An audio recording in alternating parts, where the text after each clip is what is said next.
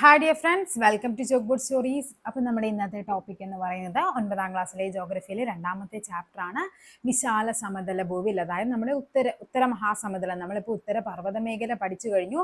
അടുത്തത് ഏതാണ്? ഉത്തര മഹാസമുദ്രമാണ് നമുക്ക് പഠിക്കാനുള്ളത്.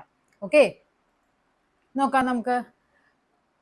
ഉത്തരപർവ്വത മേഖലയുടെ തെക്കു ഭാഗത്തായും അതേപോലെ തന്നെ ഉപദ്വീപീയ പീഠഭൂമിയുടെ വടക്കായും സ്ഥിതി ചെയ്യുന്ന വിസ്തൃതമായൊരു ഭൂവിഭാഗമാണ് എന്തെന്ന് പറയുന്നത് നമ്മുടെ ഈ പറയുന്ന സിന്ധു ഗംഗ ബ്രഹ്മപുത്ര സമതലം എന്നറിയപ്പെടുന്ന ഉത്തര മഹാസമുദ്രം അല്ലെങ്കിൽ ഉത്തരേന്ത്യൻ മഹാസമുദ്രം എന്നൊക്കെ പറയുന്നത്. കണ്ടോ, ഇതാണ് നമ്മൾ ആദ്യം പഠിച്ച ഉത്തരപർവ്വത മേഖല. നമ്മൾ അതിനെ എങ്ങനെയൊക്കെയാണ് ക്ലാസിഫിക്കേഷനും ഒക്കെ ഡീറ്റെയിൽ ആയിട്ട് പഠിച്ചു. ഇനി അടുത്തത് എന്താണ്? അതിനും അതേപോലെ ഉപദ്വീപീയ പീഠഭൂമി. നെക്സ്റ്റ് 3ാമത്തെ ക്ലാസ് എന്ന് പറയുന്നത് ഉപദ്വീപീയ പീഠഭൂമിയാണ്. അതിൻ്റെ ഇടയ്ക്കുള്ള ഈ പ്രദേശമാണ് സിന്ധു ഗംഗ ബ്രഹ്മപുത്ര സമതലം എന്ന് പറയുന്നത്. ഓക്കെ, അപ്പൊ ഇതിനെയാണ് നമുക്ക് ഡീപ്പായിട്ട് നമുക്ക് പഠിക്കാനുള്ളത്. ഉത്തരേന്ത്യൻ സമതലങ്ങൾ എന്നും ഇതെന്താന്ന് അറിയപ്പെടുന്നുണ്ട്. ഈ ഭൂവിഭാഗം അറിയപ്പെടുന്നുണ്ട് ഉത്തരേന്ത്യൻ സമതലം എന്നും. ഇനി എന്താണ് എക്കൽ എന്ന് നോക്കാം. എക്കൽ പഠിച്ചു കഴിഞ്ഞിട്ട് നമുക്ക് ഇതിലേക്ക് വരാം. നദികൾ ഒഴുക്കിക്കൊണ്ടുവരുന്ന ചെളി, മണൽ, ചരൽ എന്നിവ ഉൾപ്പെടെയുള്ള ശിലാവശിഷ്ടങ്ങളാണ് എന്ത് പറയുന്നത്? എക്കല്. അതായത് നമുക്കറിയാം, ഏതെങ്കിലും ഒരു കുന്ന്, മെയിനായിട്ട് എന്തെങ്കിലും കുന്നുകളുടെയൊക്കെ മുകളിൽ നിന്നായിരിക്കും നദി ഉത്ഭവിക്കുന്നത്. ഇതിങ്ങനെ ഒഴുകി ഇതൊരു സമതല പ്രദേശങ്ങളിലേക്ക് വരുമ്പോഴേക്കും എന്ത് സംഭവിക്കും? ഈ ഒഴുക്കി കൊണ്ടുവരുന്ന ഈ കല്ലും മണലും ഒക്കെ എന്ത് ചെയ്യും? ഇവിടെ വന്ന് അങ്ങ് ഡെപ്പോസിറ്റ് ചെയ്യും. അങ്ങനെ ഉണ്ടാകുന്നതിനെയാണ് നമ്മൾ ഈ സമതല ഭൂമി എന്ന് പറയുന്നത്. നോക്കാം, ഒഴുകുന്ന വെള്ളം, കാറ്റ്, ഹിമാനികൾ തുടങ്ങിയ ഭൗമോപരിതലത്തിൽ പ്രവർത്തിക്കുന്ന ബാഹ്യശക്തികളുടെ നിരന്തരമായ പ്രവർത്തന ഫലമായി ഭൗമോപരിതലത്തിൽ വൈവിധ്യമാർന്ന ഭൂരൂപങ്ങൾ ഉണ്ടാകുന്നുണ്ട്. ആയതിനാൽ ഇവയെ ഭൂരൂപീകരണ സഹായികളെന്നും ഈ പ്രക്രിയ എന്ത് പറയുന്നുണ്ട്? രൂപീകരണ പ്രക്രിയ എന്നും വിളിക്കുന്നുണ്ട്. ഭൗതികവും രാസികവും ജൈവികവുമായ പ്രക്രിയകളിലൂടെ ശിലകൾ പൊടിഞ്ഞുണ്ടാകുന്ന ശിലാവസ്തുക്കളെ ബാഹ്യശക്തികൾ ഒരിടത്ത് നിന്ന് മറ്റൊരിടത്തേക്ക് നീക്കിക്കൊണ്ടുപോകുന്നു, താഴ്ന്ന പ്രദേശങ്ങളിൽ നിക്ഷേപിക്കുകയും ചെയ്യുന്നു. ഇതിനെയാണ് എന്ത് പറയുന്നത്? നിക്ഷേപണം. ഉണ്ടോ? അതായത് പറയുവാണ്, ഇപ്പൊ ശക്തമായ മഴ അല്ലെങ്കിൽ കാറ്റൊക്കെ വരുമ്പോൾ എന്ത് പറ്റും? ഈ കല്ലൊക്കെ എന്ത് ചെയ്യും? നടന്ന് ഇവിടെ വീഴും. ഇത് ഇവിടെ വന്ന് വെള്ളം വന്ന് മഴ പെയ്ത് ഇവിടെ വെള്ളം വന്ന് കെട്ടി നിന്ന് ഇതെന്ത് ചെയ്യും? ഈ വെള്ളം ഇങ്ങനെ താഴേക്ക് ഒഴുകി പോകുമ്പോൾ അക്കൂട്ടത്തിൽ എന്ത് ചെയ്യും? ഇവിടുത്തെ കല്ലും മണലും ചെളികളെല്ലാം കൂട്ടത്തിൽ പോകും. ഇത് എവിടെയെങ്കിലും പോയി ഡെപ്പോസിറ്റ് ചെയ്യും. കണ്ടോ, ഇതാണ് ആ ഒരു പിക്ചർ വന്നിരിക്കുന്നത്. ഒരു ഉയർന്ന പ്രദേശത്തുള്ള ഇളകിയ ശിലാപദാർത്ഥങ്ങളെ മഴവെള്ളം മറ്റൊരു പ്രദേശത്തേക്ക് നീക്കിക്കൊണ്ടുപോകും.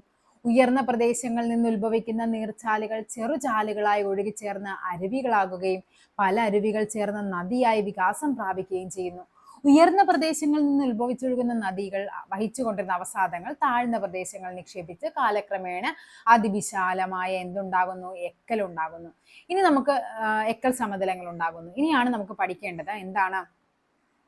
ഈ പ്രഭവസ്ഥാനവും നദീമുഖവും തമ്മിലുള്ള വ്യത്യാസം. അതായത് നദികൾ ഉത്ഭവിക്കുന്നു. ഒരു നദി ഇവിടെ നിന്ന് ഉത്ഭവിക്കുകയാണ്. കണ്ടോ, ഇവിടെ അവർ നേരത്തെ പറഞ്ഞു കുഞ്ഞു ചാലുകളായി വരും. ആ ചാലുകൾ അരുവികളായി വരും. അങ്ങനെ കുറെ അരുവികൾ ചേർന്നാണ് എന്തായിട്ട് വരുന്നത്? നദികളായിട്ട് വരുന്നത്. കണ്ടോ, അതിലേക്ക് വരുന്ന കുറെ പോഷക നദികളും ഒക്കെ കൂടി ചേരും. ഇങ്ങനെയുള്ളതിനെ അവസാനം നദികളായിട്ട് വരും. അതായത് നദികൾ ഉത്ഭവിക്കുന്ന പ്രദേശത്തെ പ്രഭവസ്ഥാനമെന്നും കടലിലോ മറ്റേതെങ്കിലും ജലാശയത്തിലോ പതിക്കുന്നിടത്തെയാണ് നമ്മൾ എന്ത് പറയുന്നത്? നദീമുഖം എന്ന് പറയുന്നു. അതായത് ഇവിടെ നമുക്ക് ഒരു കടലുണ്ട്.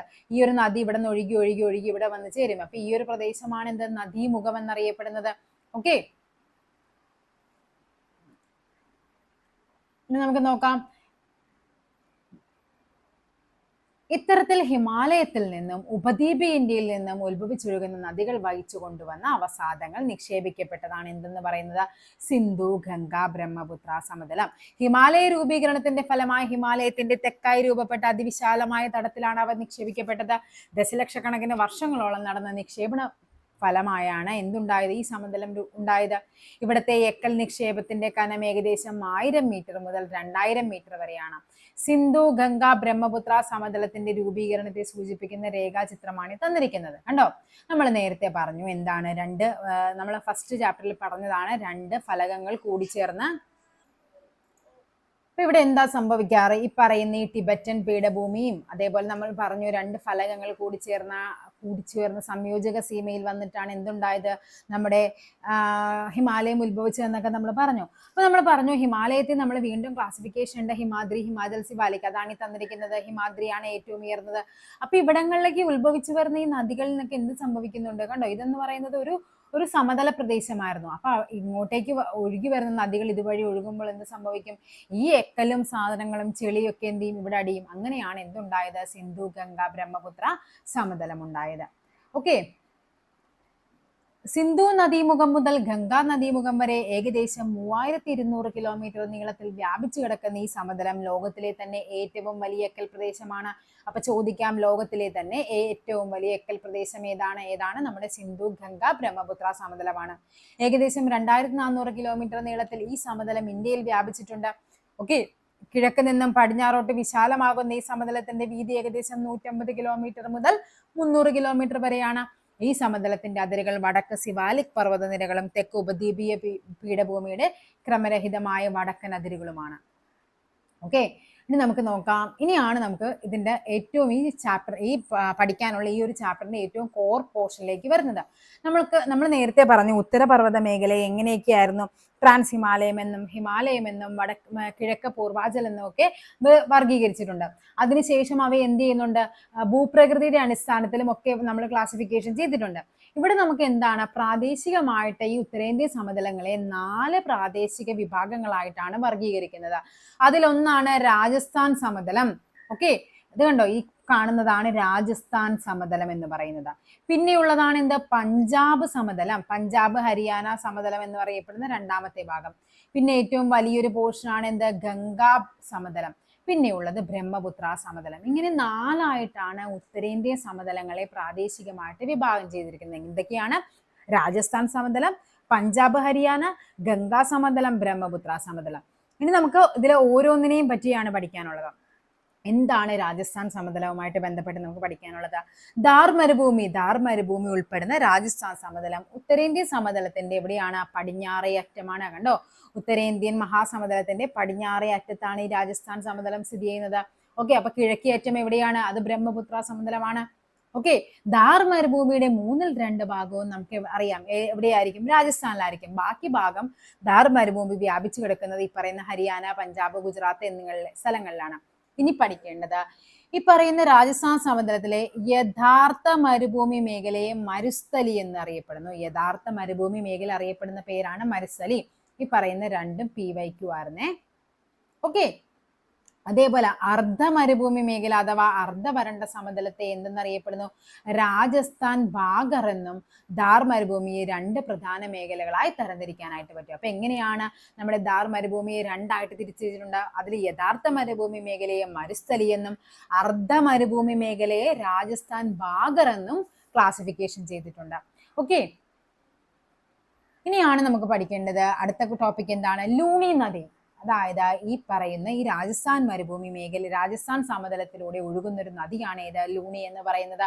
അതേപോലെ അവിടെ പഠിക്കാനുള്ള കുറച്ച് ഉപ്പ് തടാകങ്ങളുണ്ട്. എന്തൊക്കെയാണ്? സാമ്പാർ, ദിദ്വാന, സർഗോൾ എന്നീ 3 ഉപ്പ് തടാകങ്ങൾ. നിരവധി ഉപ്പ് തടാകങ്ങളുണ്ട്. ഇവയിൽ പ്രധാനപ്പെട്ട എന്ന് പറയുന്നത് ഏതൊക്കെയാണ്? സാമ്പാർ, ദിദ്വാന, സർഗോൾ. അപ്പൊ എന്തൊക്കെയാണ് നമ്മൾ രാജസ്ഥാൻ സമതലത്തെ പറ്റി പഠിച്ചത്?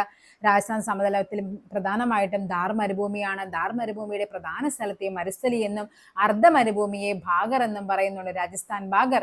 ഓക്കെ, പിന്നെ അതിലൂടെ പ്രധാനമായി ഒഴുകുന്ന നദിയാണ് ലൂണി. പ്രധാന ഉപ്പ് തടാകങ്ങളാണ് സാമ്പാർ, ദിദ്വാന, സർഗോൾ. നെക്സ്റ്റ് ആണ് പഞ്ചാബ് ഹരിയാന സമതലം. രാജസ്ഥാൻ സമതലത്തിൽ നിന്നും കിഴക്കോട്ടും വടക്ക് കിഴക്കോട്ടും സഞ്ചരിച്ചാൽ എന്ത് സംഭവിക്കും? നമുക്ക് ഉത്തരേന്ത്യൻ സമതലം ക്രമേണ ഫലപുഷ്ടമായ ഒരു സമതലമായി മാറും. രാജസ്ഥാൻ സമതലത്തിന്റെ കിഴക്കും വടക്ക് കിഴക്കുമായി വ്യാപിച്ചിരിക്കുന്ന ഈ പറയുന്ന സമതല ഭാഗമാണ് എന്ത്? പഞ്ചാബ് ഹരിയാന സമതലം എന്ന് പറയുന്നത്. ഓക്കെ, യമുന തീരം വരെ വ്യാപിച്ചു കിടക്കുന്ന ഈ സമതലത്തിന്റെ അതിരെന്ന് പറയുന്നത് ഏതാണ്? യമുന നദിയാണ് കിഴക്കൻ അതിരെന്ന് പറയുന്നത്. ഇന്ത്യയിൽ എന്തൊക്കെയാണ്? പഞ്ചാബ്, ഹരിയാന, ഹിമാചൽ പ്രദേശ് എന്നീ സംസ്ഥാനങ്ങളിലാണ് എന്ത്? പഞ്ചാബ് ഹരിയാന സമതലം വ്യാപിച്ചു കിടക്കുന്നത്. ഈ പഞ്ചാബ് ഹരിയാന സമതലം വ്യാപിച്ചു കിടക്കുന്ന സംസ്ഥാനങ്ങൾ എന്ന് ചോദിച്ചിട്ട് ഓപ്ഷനിൽ ചിലപ്പോൾ പഞ്ചാബ്, ഹരിയാന, ഹിമാചൽ പ്രദേശ്, രാജസ്ഥാൻ എന്നൊക്കെ പറഞ്ഞു തരും. പഞ്ചാബും ഹരിയാനയും നമുക്ക് ആ ഒരു ഓപ്ഷനിൽ നിന്ന് കണ്ടുപിടിക്കാൻ പറ്റും അല്ലെ? ആ ക്വസ്റ്റിനിൽ നിന്ന് തന്നെ കിട്ടും. പക്ഷെ ഹിമാചൽ പ്രദേശും കൂടി ഉണ്ട് എന്ന് അറിഞ്ഞിരിക്കുക. ഓക്കെ, ഇനി ഈ പഞ്ചാബ് സമതലം മുഖ്യമായും ഏതൊക്കെ നദികളാണ്? സത്ലജ്, ചലം, ചിനാബ്, രവി, ബിയാസ്. കണ്ട, സത്ലജ് ഉണ്ട്, ചലമുണ്ട്, സത്ലജ്, ചലം, രവി, ചിനാബ്, ബിയാസ് എന്നീ നദികൾ വഹിച്ചു കൊണ്ടുവന്ന അവസാദങ്ങൾ നിക്ഷേപിക്കപ്പെട്ടാണ്. അതായത് അതുകൊണ്ടാണ് ഈ പഞ്ചാബിനെ 5 നദികൾ, ഈ പറയുന്ന 5 നദികൾ, ഏതൊക്കെയാണ് 5 നദികൾ? സത്ലജ്, ബിയാസ്, രവി, ചിനാബ്, ചലം എന്നീ 5 നദികൾ. അതുകൊണ്ടാണ് പഞ്ചാബ് 5 നദികളുടെ നാടെന്ന് അറിയപ്പെടുന്നത്. 5 നദികളുടെ നാടെന്ന് അറിയപ്പെടുന്ന സംസ്ഥാനം ഏതാണ്? പഞ്ചാബാണ്. ഇനി അടുത്തതാണ് നമ്മുടെ പഴയ ടെക്സ്റ്റ് ബുക്കുകളിലൊന്നും ഇല്ലാത്തൊരു ടോപ്പിക്കാണ് ദോബ്. എന്താണ് ദോബ് എന്ന് പറഞ്ഞാൽ? ഓക്കെ, അതായത് ഈ പറയുന്ന പഞ്ചാബ് ഹരിയാന സമതലത്തെ പ്രധാനമായിട്ടും 5 ദോബുകളായിട്ടാണ് നമ്മൾ തരംതിരിക്കുന്നത്. 5 ദോബുകൾ. എന്താണ് ഈ ദോബ് എന്ന് പറഞ്ഞാൽ? അതായത് പരസ്പരം 2 നദികൾ കൂടിച്ചേരുന്നു. അതായത് നമുക്കറിയാം, ഇവിടെ നിന്ന് ഒരു നദി ഇങ്ങനെ ഒഴുകി വരുന്നു, ഇവിടെ നിന്ന് ഒരു നദി ഇങ്ങനെ ഒഴുകി വരുന്നു. ഈ നദികൾ കൂടിച്ചേർന്ന് ഇവിടെ നിന്ന് ഒഴുകും. അപ്പൊ ഈ 2 നദികൾക്ക് ഇടയിൽ ഒരു പ്രദേശമുണ്ടല്ലോ. ഈ പ്രദേശങ്ങളെയാണ് എന്തെന്നറിയപ്പെടുന്നത്? ദോബ് എന്നറിയപ്പെടുന്നത്. അപ്പൊ ഓരോ നദികളെയും ബന്ധിപ്പിച്ച് നമുക്കറിയാം 5 നദികളുണ്ട്. സോ അവിടെ എന്ത് ചെയ്യുന്നുണ്ട്? 5 ദോബുകളാണ് നമുക്കിവിടെ ഉള്ളത്. അതിൽ ആദ്യത്തെ നോക്കിക്കേ, സിന്ധ് സാഗർ ദോബ്. ദേ ഇവിടെ വ്യക്തമായിട്ട് കൊടുത്തിട്ടുണ്ട്. സിന്ധ് സാഗർ, തിരിച്ചു നോക്കാം. ബിസ്ത്. ബിസ്ത് എന്ന് പറഞ്ഞാൽ എന്താണ്? ബി. ഈ ബി കൊണ്ട് നമുക്ക് എന്താണ് അർത്ഥമാക്കുന്നത്? ബിയാസ് ആണ്. ഇത് കണ്ടോ? സ്ത് എന്ന് പറഞ്ഞാൽ എന്താണ്? സത്ലജ്. അപ്പൊ അങ്ങനെ കണക്ട് ചെയ്ത് ഇതിൽ ഓപ്ഷനിൽ നിന്ന് കണ്ടുപിടിക്കാൻ ഇച്ചിരി എളുപ്പമുള്ള ടോപ്പിക്കാണ് ഇത്. വിട്ട് കളയരുത്, പഠിച്ച് തന്നെ പോവുക. അപ്പൊ എന്താണ് ബിസ്ത് എന്ന് പറഞ്ഞാൽ? എന്താണ്? ബിസ്ത്, ജലന്ധർ, ദോബ്. ബിയാസ്, സത്ലജ് എന്നീ നദികൾക്കിടയിലാണ് എന്ത് വരുന്നത്? ബിസ്ത്, ജലന്ധർ, ദോബ് എന്ന് പറയുന്നത്. ഇനി അടുത്ത ബാരി. ബാരി ആണെങ്കിൽ നോക്കിക്കേ, ബിയാസും രവി. ബിയാസ്, രവി നദികൾക്കിടയിലാണ്. അടുത്ത എന്താണ്? രചന ദോബ്. എന്ന് പറയുമ്പോ എന്താണ്? രവിയും. ചിനാബ്, ചിനാബ് ദോബാണ്. എന്നീ നദികൾക്കിടയിലാണ്. ചാജ്. ചാജ് എന്ന് പറയുമ്പോ ചാ വരുന്ന എന്തായിരിക്കും? ചിനാബും. ജ് വരുന്ന എന്തായിരിക്കും? ചലം നദിയുമാണ്. നെക്സ്റ്റ് ആണ് സിന്ധു സാഗർ ദോബ്. സിന്ധു സാഗർ എന്ന് പറഞ്ഞാൽ ചലവും ചിനാബും നദികൾക്കിടയിലാണ്. അപ്പൊ ഇത് മാത്രം ഒന്ന് പഠിച്ചാൽ മതി. ബാക്കിയെല്ലാം നമുക്ക് എന്താണ്? ആ ഒരു പേരിൽ നിന്ന് തന്നെ അത് ഏത് ദോബാണെന്ന് കിട്ടും. കണ്ടോ, ഇവരുടെ പിക്ചർ ഉൾപ്പെടെ തന്നിട്ടുണ്ട്. ഉണ്ടോ ഈ പറയുന്ന? സിന്ധു സാഗർ ദോബ്. അതേപോലെ ചലത്തിനും ചിനാബിനും നടക്ക് ചാജ്, രവിക്കും ചിനാബിനും നടക്ക് രചന ദോബ്. അതേപോലെ ബാരി ദോബ്. ഏതൊക്കെയാണ്? ബിയാസിനും രവിക്കും ഇടയ്ക്ക്. അതേപോലെ ബിസ്ത് ദോബ്. എന്താണ്? ബിയാസിനും സത്ലജിനും ഇടയ്ക്കുള്ള ബിസ്ത് ദോബ്. അങ്ങനെ എല്ലാ ദോബുകളുടെയും 5 ദോബുകളായിട്ടാണ് നമ്മൾ ഈ പറയുന്ന പഞ്ചാബ് ഹരിയാന സമതലത്തെ വർഗീകരിച്ചിരിക്കുന്നത്. നെക്സ്റ്റ് ആണ് പഠിക്കാനുള്ളത് ഗംഗാ സമതലം. ഗംഗാ സമതലം എന്താണ് പ്രത്യേകത? പഞ്ചാബ് ഹരിയാന സമതലത്തിന്റെ കിഴക്കായിട്ടാണ് ഗംഗാ സമതലം, അല്ലെ? നമുക്ക് എന്താണ്? കിഴക്ക് ബംഗ്ലാദേശ് മുതൽ പടിഞ്ഞാറ് യമുന നദി വരെയാണ് ഗംഗാ സമതലം വ്യാപിച്ചു കിടക്കുന്നത്. എന്തൊക്കെയാണ്? നമുക്കറിയാം, കിഴക്ക് ബംഗ്ലാദേശ് മുതൽ എവിടം വരെയുണ്ട്? നമ്മുടെ പടിഞ്ഞാറ് യമുന നദി. നമ്മൾ നേരത്തെ പറഞ്ഞു പഞ്ചാബ് ഹരിയാന സമതലത്തിന്റെ അതിരെന്ന് പറയുന്നത്, കിഴക്ക് അതിരെന്ന് പറയുന്നത് യമുന നദിയാണ്. അത് കഴിഞ്ഞിട്ട് എന്ത് ചെയ്യുന്നുണ്ട്? ഇവിടെ ബംഗ്ലാദേശും ഇവിടുത്തെ യമുന നദിയുമായിട്ട് ഇടക്കാണ് എന്ത് വരുന്നത്? ഗംഗാ സമതലം വരുന്നത്. എവിടെയൊക്കെയാണ് ഗംഗാ സമതലം വ്യാപിച്ചു കിടക്കുന്നത്? ഉത്തരാഖണ്ഡ്, ഉത്തർപ്രദേശ്, ഹരിയാന, ഡൽഹി എന്നീ സംസ്ഥാനങ്ങളെയും, ഏതൊക്കെയാണ്? ഉത്തരാഖണ്ഡ് ഉണ്ട്, ഉത്തർപ്രദേശ് ഉണ്ട്, ഹരിയാനയുണ്ട്, ഡൽഹി എന്നീ സംസ്ഥാനങ്ങളിലെയും മുഴുവനായിട്ടും, പിന്നെ എന്താണ്? ജാർഖണ്ഡ്, പശ്ചിമ ബംഗാൾ എന്നീ സംസ്ഥാനങ്ങളിലെ ചില ഭാഗങ്ങളും എന്തുണ്ട്? ഗംഗാ സമതലമുണ്ട്. ഓക്കെ, ഇനി നമ്മൾ പറയുവാണ്, ഈ പറയുന്ന ഗംഗാ സമതലത്തെ നമ്മൾ വീണ്ടും വർഗീകരിക്കുന്നുണ്ട്. ഓക്കെ, അപ്പൊ എന്തൊക്കെയാണ്? നമ്മളപ്പോ പറഞ്ഞു ഉത്തരേന്ത്യൻ സമതലത്തെ 5 തിരിക്കുന്നുണ്ട്. നമ്മൾ രാജസ്ഥാൻ സമതലം, പഞ്ചാബ് ഹരിയാന സമതലം, ഗംഗാ സമതലം, ബ്രഹ്മപുത്ര സമതലം എന്നിങ്ങനെയൊക്കെ തിരിക്കുന്നുണ്ട്. അതിനുശേഷം എന്ത് ചെയ്യുന്നുണ്ട്? ഈ പറയുന്ന ഗംഗാ സമതലത്തെയാണ് നമ്മൾ വീണ്ടും തിരിക്കുന്നത്, 3 തിരിക്കുന്നത്. ഏതൊക്കെയാണ്? ഉപരിഗംഗാ സമതലം, മധ്യഗംഗാ സമതലം, കീഴ് ഗംഗാ സമതലം എന്നിങ്ങനെ 3 തിരിക്കുന്നുണ്ട്. ഓക്കെ, ഇനിയാണ് പഠിക്കാനുള്ളത് ബ്രഹ്മപുത്ര സമതലം. നമ്മുടെ സമതല മേഖലകളിൽ ലാസ്റ്റത്തെയാണ് ബ്രഹ്മപുത്ര സമതലം. ഉത്തരേന്ത്യൻ സമതലത്തിന്റെ ഏറ്റവും കിഴക്ക് ഭാഗത്താണ് ബ്രഹ്മപുത്ര സമതലം. അതിനറിയപ്പെടുന്ന മറ്റു പേരുകൾ എന്തൊക്കെയാണ്? ബ്രഹ്മപുത്ര താഴ്വരയെന്നും അസം താഴ്വരയെന്നും അസം സമതലം എന്നിങ്ങനെ വ്യത്യസ്ത പേരുകളിൽ അറിയപ്പെടുന്നുണ്ട്. അസമിന്റെ കിഴക്കേ അറ്റം മുതൽ ബംഗ്ലാദേശ് അതിർത്തിക്കടുത്തുള്ള ദുബ്രിയുടെ പടിഞ്ഞാറ് വരെ വ്യാപിച്ചു കിടക്കുന്ന ഈ സമതലം ഏകദേശം 720 കിലോമീറ്റർ നീളവും ശരാശരി 60 മുതൽ 70 കിലോമീറ്റർ വരെ വീതിയുമുണ്ട്. ബ്രഹ്മപുത്ര സമതലത്തിന്റെ ഭൂരിഭാഗം പ്രദേശങ്ങളും സ്ഥിതി ചെയ്യുന്ന എവിടെയാണ്? അസമിലാണ്. പൊതുവെ ഉത്തരേന്ത്യൻ സമതലത്തിന്റെ കിഴക്കോട്ടുള്ള തുടർച്ചയായിട്ടാണ് ബ്രഹ്മപുത്ര സമതലം കാണുന്നതെങ്കിലും ഭൂമിശാസ്ത്രപരമായി ബ്രഹ്മപുത്ര സമതലം എന്ത് ചെയ്യുന്നുണ്ട്? വേറിട്ടാണ് നിൽക്കുന്നത്. അതായത് നമുക്കറിയാം ഉത്തരപർവ്വത മേഖലയുടെ ഭാഗങ്ങളായ എന്താണ് പട്കായ്ബും ഈ പറയുന്ന ഗാരോ ജയന്തിയ കുന്നുകളും മീസോ കുന്നുകളും എല്ലാം എന്ത് ചെയ്യുന്നുണ്ട്, ഈ ബ്രഹ്മപുത്ര സമതലം ഇങ്ങനെയാണെങ്കിൽ ഇവിടെ ഇങ്ങനെ 4 വശവുമായിട്ട് നമ്മുടെ ഉത്തരപർവ്വത മേഖല ഏകദേശം ചുറ്റപ്പെട്ട് കിടക്കുന്നുണ്ട്.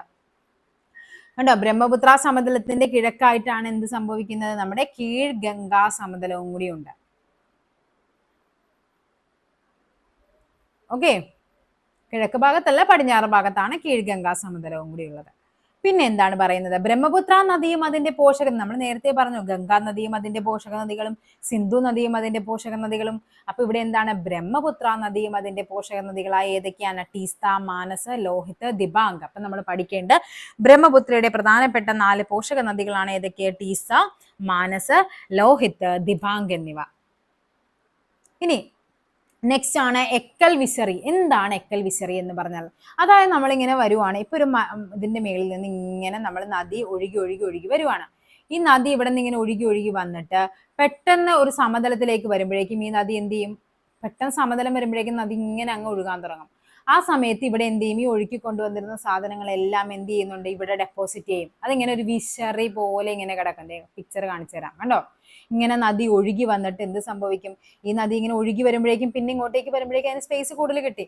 സ്വാഭാവികമായിട്ടും അതിനെന്ത് ചെയ്യും, അവിടെ ഈ എക്കൽ നിക്ഷേപങ്ങളെല്ലാം അവിടെ കൊണ്ടുവന്ന് ഡെപ്പോസിറ്റ് ചെയ്യും. ഇതിനെയാണ് എന്ത് പറയുന്നത്, എക്കൽ വിസറി എന്ന് പറയും. എന്താണെന്ന് നോക്കിക്കേ, നദികൾ സമതലത്തിലേക്ക് പ്രവേശിക്കുമ്പോൾ ഒഴുക്ക് പെട്ടെന്ന് കുറയുകയും അവ വഹിച്ചുകൊണ്ടുന്ന അവസാദങ്ങൾ എന്ത് ചെയ്യും, ഒരു വിസറിയുടെ രൂപത്തിൽ നിക്ഷേപിക്കുകയും ചെയ്യുന്നു. ഇപ്പറയുന്ന ഭൂരൂപങ്ങളാണ് എന്ത്, എക്കൽ വിസറികൾ എന്ന് പറയുന്നത്. ഓക്കെ അല്ലേ. നെക്സ്റ്റ് നോക്കാം, ഓക്സ്ബോ തടാകം. അതായത് ഈ സമതല പ്രദേശങ്ങളുടെ തുടർന്നൊഴുകുന്ന നദികൾ പല ചാലുകളായിട്ട് പിരിയുന്നുണ്ട്. ഒഴുക്ക് തീരെ കുറയുമ്പോൾ കണ്ടോ, അതായത് ഇവ എന്ത് ചെയ്യും, ഇങ്ങനെ നദി ഒഴുകി ഒഴുകി ഒഴുകി ഇങ്ങനെ വരുവാണ്. ഒഴുകി ഒഴുകി ഇങ്ങനെ കുത്തനെ ഒഴുകി വന്ന് പിന്നെ സമതലങ്ങളിലേക്ക് വരുമ്പോഴേക്കും ഇതിങ്ങനെ പതുക്കെ ഇത് വളഞ്ഞും പുളഞ്ഞും തോന്നിയ പോലെയൊക്കെ അങ്ങ് ഒഴുകാൻ തുടങ്ങും. കണ്ടോ, ഈ വളഞ്ഞു വളഞ്ഞു ഒഴുകുമ്പോൾ പിന്നീട് എന്തായിട്ട് മാറും, ഇതിങ്ങനെ പറയുന്നത് മിയാൻഡേഴ്സ് എന്ന് പറയുന്നത്, മിയാൻഡറുകളും ഓക്സ്ബോ തടാകങ്ങളും. ഇത് വായിച്ചിട്ട് നമുക്ക് അതിലേക്ക് പോകാം. നദി താരതമ്യേന ചരിവ് കുറഞ്ഞതോ നേരിയ ചരിവുള്ളതോ ആയ പ്രദേശങ്ങളിലൂടെ കടന്നു പോകുമ്പോൾ അവസാദ നിക്ഷേപങ്ങൾ നദിയുടെ ഒഴുക്കിനെ തടസ്സപ്പെടുന്നു. അതിന്റെ ഫലമായിട്ട് നദി എന്ത് ചെയ്യും, വളഞ്ഞു പുളഞ്ഞു ഒഴുകാൻ തുടങ്ങും. അതിനെയാണ് വലയങ്ങൾ, അതായത് മിയാൻഡേഴ്സ് എന്ന് പറയും, ഇങ്ങനെ വളഞ്ഞൊഴുകുന്നതിന്. ഇനി തുടർച്ചയായ അപരദന പ്രക്രിയയുടെ മൂലം ഇത്തരം വലയങ്ങൾ എന്ത് ചെയ്യും, കൂടുതലായിട്ട് വളഞ്ഞ് വളഞ്ഞ് വളഞ്ഞ് വളഞ്ഞങ്ങ് വരും. ഇനി നദി കുറെ നാൾ കഴിയുമ്പോഴേക്കും എന്താണ്, നദി എന്ത് ചെയ്യും, നേർഗതി സ്വീകരിക്കും. അപ്പൊ എന്ത് സംഭവിക്കും, അതായത് ഇങ്ങനെ ഇങ്ങനെ ഇങ്ങനെ ഇങ്ങനെ ഇങ്ങനെ ഒഴുകിയിരുന്ന നദി പിന്നീട് എന്ത് സംഭവിക്കും, നേരെ ഒഴുകാൻ തുടങ്ങും. നേരെ ഒഴുകുമ്പോഴേക്കും ഇത് എന്ത് ചെയ്യും, ഇത് ഇവിടെ നിന്ന് സ്പ്ലിറ്റായി ഇവിടെയൊക്കെ എക്കലൊക്കെ വന്ന് അടിഞ്ഞ് ഇതിങ്ങനെ ഇത്രയും മാത്രമായിട്ട്, കണ്ടോ, ഇത്രയും ഒരു പോർഷനായിട്ട് ഇതിനിങ്ങനെ സെപ്പറേറ്റ് ആയിട്ട് കിടക്കും. കണ്ടോ, ഇവിടെയൊക്കെ വന്ന് എക്കലൊക്കെ കൂടി ഇവിടെ ഒരു മണൽക്കൂന എന്തെങ്കിലും വരാം. അപ്പൊ എന്താ, ഇതിങ്ങനെ ഒറ്റയ്ക്ക് കിടക്കാൻ തുടങ്ങും. അങ്ങനെയാണ് എന്തെന്ന് പറയുന്നത്, ഓക്സ്ബോ തടാകങ്ങൾ എന്ന് പറയുന്നത്. ഓക്കെ, അപ്പൊ ഇവിടെ എന്താ പറയുന്നത്, ഒഴുക്ക് തീരെ കുറയുമ്പോൾ വളഞ്ഞു വളഞ്ഞു ഒഴുകുന്നവ പിന്നീട് എന്താ, ഓക്സ്ബോ തടാകങ്ങൾ സൃഷ്ടിക്കും. ഇത് നോക്കിക്കേ, ഇതാണ് ഓക്സ്ബോ തടാകങ്ങൾ. കണ്ടോ, ഇത് കണ്ടോ, ഇങ്ങനെ ഇങ്ങനെ ഒറ്റപ്പെട്ട് കിടക്കും. കണ്ടോ, ഇതൊക്കെ ഓക്സ്ബോ തടാകങ്ങൾക്ക് ഉദാഹരണങ്ങളാണ്. ഓക്സ്ബോ എന്ന് പറയുമ്പോൾ എന്താണ്, ഈ നമ്മുടെ ഇത് കണ്ടോ, ഈ കാണുന്നതൊക്കെ ഓക്സ്ബോ തടാകങ്ങളാണ്. ഓക്സിന്റെ, അതായത് നമ്മുടെ ഈ കാളയുടെയൊക്കെ കൊമ്പ് പോലെ ഇങ്ങനെ ഇങ്ങനെ ഒറ്റപ്പെട്ട് കിടക്കും. ഇതാണ് നദി മിയാൻഡറിങ് എന്ന് പറയുന്നത്. നദി ഇങ്ങനെ വളഞ്ഞു വളഞ്ഞു ഒഴുകും. കുറെ നാൾ കഴിയുമ്പോൾ നദി എന്ത് ചെയ്യും, ഇങ്ങനെ നേരെ ഒഴുകാൻ തുടങ്ങും. അപ്പൊ ഇതൊക്കെ സെപ്പറേറ്റ് ആയിട്ട് ഇതിങ്ങനെ ഇവിടെയൊക്കെ വന്ന് മൂടിക്കിടക്കും. അപ്പൊ ഇതിങ്ങനെ സെപ്പറേറ്റ് ആയിട്ട് കിടക്കും. അതേപോലെ ഇത് സെപ്പറേറ്റ് ആയിട്ട് കിടക്കും. ഇങ്ങനെയുള്ള തടാകങ്ങളെയാണ് ഓക്സ്ബോ ലേക്സ് എന്ന് പറയുന്നത്, ഓക്സ്ബോ തടാകങ്ങൾ എന്ന് പറയുന്നത്. ഓക്കെ അല്ലേ. നദികൾ ഇങ്ങനെ വളഞ്ഞു പുളഞ്ഞൊഴുകുന്നതിനെയാണ് നദി മിയാൻഡറിങ് അഥവാ നദീ വലയങ്ങൾ എന്ന് പറയുന്നത്, നദി മിയാൻഡറിങ്. ഇനിയാണ് നെക്സ്റ്റ് നമ്മൾ ഉത്തരേന്ത്യൻ മഹാസമുദ്രത്തെ നമ്മൾ വീണ്ടും വേറൊരു തരത്തിൽ വർഗീകരിക്കുകയാണ്. അപ്പൊ നമ്മൾ ഇപ്പൊ പറഞ്ഞത് ഗംഗാ സമതലം, രാജസ്ഥാൻ സമതലം, പഞ്ചാബ് ഹരിയാന സമതലം, ബ്രഹ്മപുത്ര സമതലം എന്നൊക്കെ വർഗീകരിച്ചു. ഇനി അതിനെ വീണ്ടും നമ്മൾ ഉത്തരേന്ത്യൻ മഹാസമുദ്രത്തെ മൊത്തത്തിൽ വർഗീകരിക്കുകയാണ്. 3 ആയിട്ടാണ് തിരിക്കുന്നത്. എന്തൊക്കെയാണ്, ബാബർ, ടെറായി, എക്കൽ സമതലങ്ങൾ. എന്തൊക്കെയാണ്, ബാബർ, ടെറായ്, എക്കൽ സമതലങ്ങൾ. എന്തൊക്കെയാണെന്ന് നോക്കാം നമുക്ക്. സിവാലിക് പർവ്വതനിരയ്ക്ക് സമാന്തരമായിട്ട് അതിന് തെക്ക് ഭാഗത്ത് കാണുന്ന ഭാഗമാണ് എന്താ, ബാബർ എന്ന് പറയുന്നത്. സിവാലിക് മലയടിവാരത്തിന് സമാന്തരമായി ചരിവ് അവസാനിക്കുന്നിടത്ത് നിന്നും ഏകദേശം 8 കിലോമീറ്റർ മുതൽ 10 കിലോമീറ്റർ വരെ വിസ്തൃതിയുള്ള ഭൂവിഭാഗമാണ് ഈ പറയുന്നത്. അതായത് പർവ്വത ഭാഗത്ത് നിന്ന് വരുന്ന നദികൾ കൊണ്ടുവരുന്ന ഉരുളൻ കല്ലുകളും പാറകളും നിക്ഷേപിക്കപ്പെടും. ഇതിന്റെ അടിയിൽ കൂടി നദികൾ ഒഴുകും, പക്ഷെ നമ്മൾക്ക് എന്താ വ്യക്തമാവില്ല. നോക്കിക്കേ, ഇതാണ് ബാബർ മേഖല എന്ന് പറയുന്നത്. കണ്ട ഉരുളൻ കല്ലുകളും ഒക്കെ വന്നു വരും. ഇതാണ് ടെറായ്. ടെറായ് എന്ന് പറയുന്നത് ചതുപ്പ് പ്രദേശമാണ്. അപ്പൊ ചിലപ്പോൾ ചോദിക്കാം ഉത്തര മഹാസമതലത്തിലെ ചതുപ്പ് പ്രദേശങ്ങൾ അറിയപ്പെടുന്ന പേരെന്നൊക്കെ പറഞ്ഞ് ചോദിക്കാം നമുക്ക് പരീക്ഷയ്ക്ക്. ഇനി എന്താണ് പ്രളയ സമതലങ്ങൾ? പ്രളയ സമയത്ത് നദികൾ കരകവിഞ്ഞൊഴുകുകയും അവ ഒഴുക്കിക്കൊണ്ടുവരുന്ന എക്കൽ കരകളിൽ നിക്ഷേപിക്കപ്പെട്ട് സമതലങ്ങൾ രൂപം കൊള്ളുന്നു. അതായത് പ്രളയം നമുക്കറിയാം, പ്രളയം വരുമ്പോൾ സ്വാഭാവികമായിട്ടും വെള്ളം കൂടുതലായിരിക്കും. ഇതെന്ത് ചെയ്യും? നമ്മളിവിടെ പ്രളയ സമയത്ത് നമ്മൾ കണ്ടതാണ്, ഒരു പാലത്തെ വരെ പ്രളയത്തിലൂടെ ഒഴുകി വന്ന സകല സാധനങ്ങളും എന്താണ് ആ ഒരു പാലത്തിൽ, ആ ഒരു പ്ലാസ്റ്റിക്കും കാര്യങ്ങളും ഒക്കെ എന്ത് ചെയ്തു, ആ പാലത്തിൽ ഡെപ്പോസിറ്റ് ചെയ്തൊരു പിക്ചറൊക്കെ ഉണ്ടായിരുന്നു. അപ്പൊ അതേപോലെ തന്നെ ഈ പ്രളയ സമയത്ത് എന്ന് പറയുമ്പോൾ നല്ല ശക്തിയിലായിരിക്കും വെള്ളം വരുന്നത്. പല സാധനങ്ങളും ഒഴുക്കി ഒഴുക്കി കൊണ്ടുവന്നിട്ട് എന്ത് സംഭവിക്കും? വെള്ളം സ്വാഭാവികമായിട്ടും കൂടുതലായിരിക്കും. അപ്പൊ ഇവിടെ കരയിലോട്ടൊക്കെ വെള്ളം കയറി എന്ത് ചെയ്യും? ഈ വെള്ളം ഇറങ്ങുമ്പോഴേക്കും വെള്ളം മാത്രമേ ഇറങ്ങിപ്പോളൂ, ഈ ഇവിടെ കൊണ്ടുവന്ന ചെളിയും അഴുക്കും ഈ കല്ലും കട്ടയും മണ്ണും ഒക്കെ എന്ത് ചെയ്യും? ഇവിടെ അങ്ങ് ഡെപ്പോസിറ്റ് ചെയ്യും. അങ്ങനെ ഉണ്ടാകുന്ന സമതലങ്ങളാണ് എന്ത്? പ്രളയ സമതലങ്ങൾ എന്ന് പറയുന്നത്. ഇവ എന്താണ്? സ്വാഭാവികമായിട്ടും ഇവ കൃഷിക്ക് വളരെയധികം അനുയോജ്യമായ ഒരു സംഭവങ്ങളാണ് ഈ പ്രളയ സമതലങ്ങൾ എന്ന് പറയുന്നത്. കണ്ടോ, ഇത്തരം പ്രളയ സമതലങ്ങളിലാണ് ലോകപ്രസിദ്ധമായ പല നദീതട സംസ്കാരങ്ങളും നമുക്ക് ഉടലെടുത്തിരിക്കുന്നത്. ഓക്കെ, ഇനിയാണ് ടെറായ് മേഖലയെ പറ്റി പറയാൻ പോകുന്നത്. ബാബർ മേഖലയ്ക്ക് സമാന്തരമായ, ഇപ്പൊ നമ്മൾ പറഞ്ഞു സിവാലിക്ക്, നമ്മൾ പറഞ്ഞു ഹിമാദ്രി, ഹിമാചൽ, സിവാലിക്ക്. ഈ സിവാലിക്ക് മലനിരകൾക്ക് സമാന്തരമായിട്ടാണ് ബാബർ മേഖല. അതിന് സമാന്തരമായിട്ടാണ് എന്തുള്ളത്? ടെറായ് മേഖല വരുന്നത്. ഏകദേശം 10 മുതൽ 20 കിലോമീറ്റർ വരെ വീതിയിൽ കാണുന്ന വെള്ളക്കെട്ടുള്ള ചതുപ്പ് നിലങ്ങളാണ് എന്തെന്നറിയപ്പെടുന്നത്? ടെറായ് എന്നറിയപ്പെടുന്നത്. ബാബർ മേഖലയിൽ അപ്രത്യക്ഷമാകുന്ന നദികൾ ഇവിടെ നമ്മളിവിടെ പറഞ്ഞു, ഈ ബാബർ മേഖലയിൽ ഈ കല്ലും മണ്ണും ഒക്കെ കിടക്കുവാണ്. അതിന്റെ അടിയിൽ കൂടിയാണ് നമുക്ക് എന്ത് സംഭവിക്കുന്നത്? നദികൾ ഒഴുകുന്നത്. നമുക്ക് അവിടെ പ്രത്യക്ഷത്തിൽ കാണാൻ പറ്റില്ല. ഈ അവിടെ അപ്രത്യക്ഷമാകുന്ന നദികളെല്ലാം ഈ ടെറായ് മേഖല വരുമ്പോഴേക്കും എന്ത് സംഭവിക്കും? അത് പുറത്തേക്ക് വരാൻ തുടങ്ങും. അതുകൊണ്ടാണ് അത് ചതുപ്പ് പ്രദേശങ്ങളായിട്ട് വരുന്നത്. ടെറായ് മേഖലയ്ക്ക് തെക്കായി പുതിയതും പഴയതുമായ എക്കൽ നിക്ഷേപങ്ങളായി രൂപപ്പെട്ട സമതല ഭാഗമാണ് എക്കൽ സമതലങ്ങൾ. പുതിയ കാര്യമാണ് പറയുന്നത്. മൂന്നാമത്തെ പോയിന്റ്. അപ്പൊ ബാഗർ പറഞ്ഞു, ടെറായ് പറഞ്ഞു. ഓക്കെ, അടുത്ത ഏതാണ്? ബാബറും ടെറായും. നെക്സ്റ്റ് വരുന്നത് എക്കൽ സമതലങ്ങളും. ഇനിയാണ് എക്കൽ സമതലങ്ങൾ. നിങ്ങൾക്ക് PSC പഠിക്കുന്ന എല്ലാവർക്കും അറിയാം, മോസ്റ്റ് റിപ്പീറ്റഡ് ക്വസ്റ്റ്യൻ ആണ്. ഈ പറയുന്ന പഴയ എക്കൽ നിക്ഷേപമാണ് ബങ്കർ എന്നും പുതിയ എക്കൽ നിക്ഷേപങ്ങളെ ഖാദർ എന്നും പറയും. ഓക്കെ, അപ്പൊ ബങ്കറും ഖാദറും അക്കൂട്ടത്തിൽ അതിൽ ഓപ്ഷനിൽ കാണുന്ന ഒരു പേരാണ് ഈ പറയുന്ന ടെറായ് എന്ന് പറയുന്നത്. അപ്പൊ എന്താണ്? പഴയ എക്കൽ നിക്ഷേപം, പഴയതാണ് ബങ്കാണെന്ന് ഓർത്തു വെക്കുക. പുതിയത് എന്താണ്? ഖാദർ എന്നും അറിയപ്പെടുന്നു. നിക്ഷേപണ രൂപങ്ങളായ നദീജന്യ ദ്വീപുകൾ, മണൽ വരമ്പുകൾ, ഡെൽറ്റകൾ എന്നിവ ഈ മേഖലയുടെ സവിശേഷതകളാണ്. അതേപോലെ പിണഞ്ഞൊഴുകുന്ന അരുവികൾ, ബ്രൈഡഡ് സ്ട്രീംസ്, വലയങ്ങൾ, ഓക്സ്ബോ തടാകങ്ങൾ എന്നിവയും ഇവിടുത്തെ സവിശേഷതകളാണ്. ഓക്കെ, ഇത് നോക്കിക്കേ. നദീജന്യ ദ്വീപുകൾ, നീർച്ചാൽ തിട്ടകൾ, മണൽ വരമ്പുകളൊക്കെ എന്താന്ന് നോക്കാം. സമതലങ്ങളിൽ നദിയുടെ ഒഴുക്കും ആഴവും താരതമ്യേന വളരെ കുറവായിരിക്കും. നമുക്കറിയാം, ശക്തിയിൽ ഒരു മലയുടെ മുകളിൽ നിന്ന് ഒഴുകി വരുന്ന സാധനം ഭയങ്കര ശക്തിയിലായിരിക്കും. പെട്ടെന്ന് സമതലത്തിലേക്ക് വരുമ്പോഴേക്കും അതിന്റെ ഒഴുക്കിന്റെ ശക്തി കുറയും. അതിനാൽ അവ ഒഴുക്കി കൊണ്ടുവരുന്ന അവസാദങ്ങൾ നദീചാലുകൾ സൃഷ്ടിക്കുന്നു. ഓക്കെ, നദീചാലുകളിൽ നദീദ്വീപുകളായും വശങ്ങളിൽ തിട്ടകളായും നിക്ഷേപിക്കപ്പെടുന്നു. പൊടിമണൽ, മണൽ, ചരൽ എന്നിവ ഉൾപ്പെടുന്ന അവസാദങ്ങൾ നദീതടത്തിൽ നിക്ഷേപിക്കപ്പെട്ട് രൂപപ്പെടുന്ന രേഖീയ ഭൂരൂപങ്ങളാണ് എന്തെന്ന് പറയുന്നത്? മണൽ വരമ്പുകൾ എന്ന് പറയുന്നത്. ഓക്കെ, കണ്ടോ, ഇതാണ് നമ്മുടെ ഹിമാലയം. ഹിമാലയത്തിൽ നിന്നൊക്കെ നദികൾ ഉത്ഭവിച്ച് എന്ത് വരുന്നുണ്ട്? ബാബർ മേഖലയിലൂടെ. കണ്ട ഉരുളൻ കല്ലുകളാണ് ഇവിടെ മുഴുവൻ കിടക്കുന്നത്. സോ ഇതിന്റെ അടിയിലൂടെ നദി അങ്ങ് ഒഴുകി ഒഴുകി വരും. ഇവിടെ വരുമ്പോൾ നദി എന്ത് ചെയ്യുന്നുണ്ട്? വീണ്ടും പുറത്തേക്ക് വരും. അതാണ് ടെറായ്. ടെറായ് എന്ന് പറയുമ്പോൾ എന്താണ്? ചതുപ്പ് പ്രദേശമാണ്. അവിടെ നിന്ന് വരുമ്പോഴാണ് എന്ത് വരുന്നത്? എക്കൽ മേഖലകൾ വരുന്നത്. അതിൽ പുതിയതിനെ നമ്മൾ എന്ത് പറയും? ഖാദർ എന്നും പഴയതിനെ പുതിയതായിട്ട് രൂപം കൊള്ളുന്നതിനെയാണ് ഖാദർ. പഴയത് എന്താണ്? ബങ്കറുമായിരിക്കും. ഓക്കെ, ഇനിയാണ് നമുക്ക് പഠിക്കേണ്ടത് എന്താണ്? ഡെൽറ്റ പ്രദേശം. സമതലങ്ങളിലൂടെ ഒഴുകി നദീമുഖങ്ങളിലൂടെ അടുക്കുമ്പോൾ നദി വളരെ സാവധാനം. ഇപ്പൊ നമ്മൾ പറഞ്ഞു, മലയുടെ മുകളിൽ നിന്ന് നദി ഒഴുകി സ്പീഡിൽ വന്നു സമതല പ്രദേശങ്ങളിലൂടെ പതുക്കെ പതുക്കെ ഒഴുകി ഇവിടെ എന്തുണ്ട്? ഒരു കടലുണ്ടെന്ന് വെക്കുക. ഇതിങ്ങനെ ഇങ്ങോട്ടേക്ക് വരുമ്പോഴേക്കും നദി വളരെ പതുക്കെ ഒഴുകാൻ തുടങ്ങും. നദികൾ വഹിച്ചുകൊണ്ടുന്ന അവസാദത്തിന്റെ അളവ് കൂടുതലായതിനാലും നദീജലം കൂടുതലായതിനാലും മിക്ക നദികളും ഈ പ്രദേശത്ത് എന്ത് ചെയ്യും? പല പല കൈവഴികളായിട്ട് ഒഴുകാൻ തുടങ്ങും. ഈ കൈവഴികൾ ഒഴുകുമ്പോഴേക്കും എന്തായിരിക്കും സംഭവിക്കുന്നത്? ഇവിടെ കൊണ്ടുവരുന്ന ഈ നദികൾ ഒഴുക്കി കൊണ്ടുവരുന്ന ആ കല്ലും മണ്ണൊക്കെ എന്ത് ചെയ്യും? ഇതിന്റെ ഇടകളിലൊക്കെ എന്ത് ചെയ്യും? ഡെപ്പോസിറ്റ് ചെയ്യാൻ തുടങ്ങും. അങ്ങനെ ഇവിടെ എന്തുണ്ടാകും? ഒരു ത്രികോണ ഷേപ്പിൽ ചെറിയ ചെറിയ ഭൂരൂപങ്ങൾ ഉണ്ടാകാൻ തുടങ്ങും. അതിനെയാണ് നമ്മൾ എന്ത് പറയുന്നത്? ഡെൽറ്റ. അതായത് ഗ്രീക്ക് അക്ഷരമാലയിലെ ഡെൽറ്റ എന്ന അക്ഷരത്തിന്റെ ആകൃതിയോട് സാമ്യമുള്ളത് കൊണ്ടാണ് ഇവയെ എന്ത് പറയുന്നത്? ഡെൽറ്റ എന്ന് പറയുന്നത്. കണ്ടോ, ഈ പറയുന്ന നദി ഇങ്ങനെ ഒഴുകി ഒഴുകി ഒഴുകി കണ്ടോ, ചെറിയ ചെറിയ ട്രയാങ്കിൾ ഷേപ്പിൽ ഇങ്ങനെ ഇത് ഫോം ചെയ്യും. ഇതിനെയാണ് നമ്മൾ ഡെൽറ്റ പ്രദേശം എന്ന് പറയുന്നത്.